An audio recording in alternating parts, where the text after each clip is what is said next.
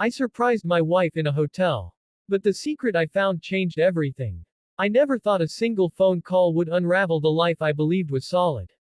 But that night, as I stood outside the hotel room door with a bouquet of roses in one hand and a stupid grin on my face, I felt something cold settle in my stomach, a feeling I couldn't explain, like my heart was warning me before my mind could catch up.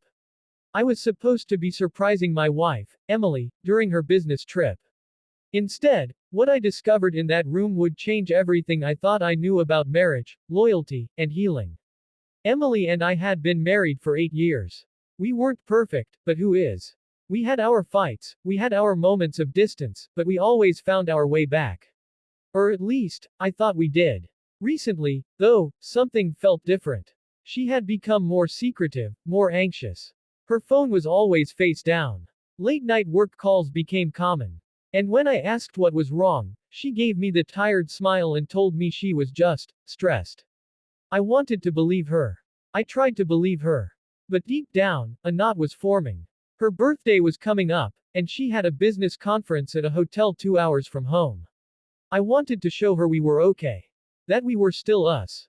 So I planned the surprise trip. Roses, chocolate, a handwritten note reminding her of our first date. I imagined her face lighting up. I imagined her hugging me, telling me the stress was temporary and we'd get through it together. But as I took the elevator up to her room, the knot in my stomach didn't loosen. If anything, it tightened like a fist. When I reached her door, I raised my hand to knock, but froze. I heard voices. Emily's voice. And a man's. My heart stopped. I pressed my ear closer. I didn't hear flirting or laughter. Instead, I heard something worse. Emily was crying. Hard. And the man, whoever he was, spoke in a low, steady voice, trying to calm her. He can't find out like this, she sobbed. I don't know how to tell him. I never wanted it to happen this way. My mind slammed into a wall of possibilities. Was she cheating? Was she leaving me? Was this the moment every spouse dreads, the moment the life you built together crumbles? My fingers shook as I swiped the keycard she had accidentally left in her purse last week. The door unlocked with a soft click, a sound that suddenly felt like an explosion. When I pushed the door open, Emily gasped. Her face was red, her eyes swollen. The man beside her stood up quickly, an older man in a suit, with gentle eyes and a briefcase beside him. Not the type you'd expect to find in a secret affair. Jack, what are you doing here? Emily whispered, voice trembling. I couldn't speak. The roses slipped from my hand to the carpet. The man raised his palms. Mr. Thompson, I think you should sit down.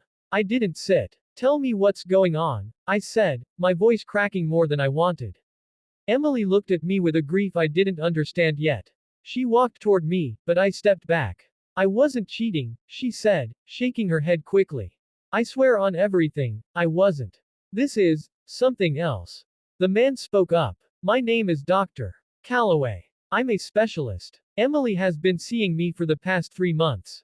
The world spun. A therapist. Emily closed her eyes. No. A hematologist. That word hit harder than any confession of infidelity ever could.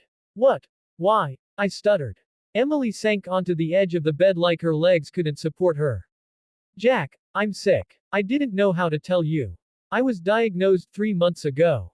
I thought maybe it was nothing, maybe it would go away. But it's serious. And I didn't want to ruin your life if the worst happened. For a moment, I forgot how to breathe. I had prepared myself for betrayal.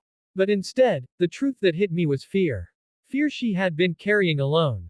Cancer. The word filled the space between us without her even speaking it. Her silence confirmed it before the doctor did. Dr. Calloway explained her condition, the treatments, the risks. Emily cried quietly, staring at the floor. I just stood there, feeling everything and nothing at once. When the doctor left, she finally looked at me. I didn't want to break you, she whispered. I didn't want you to see me fall apart. I knelt in front of her, lifted her shaking hands, and pressed them to my chest.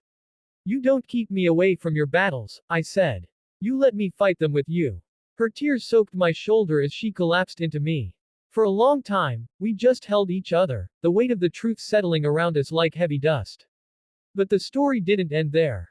The real journey, our journey, started after that night. Treatment was brutal. Some days she couldn't get out of bed. Some days she was angry. Some days she was scared.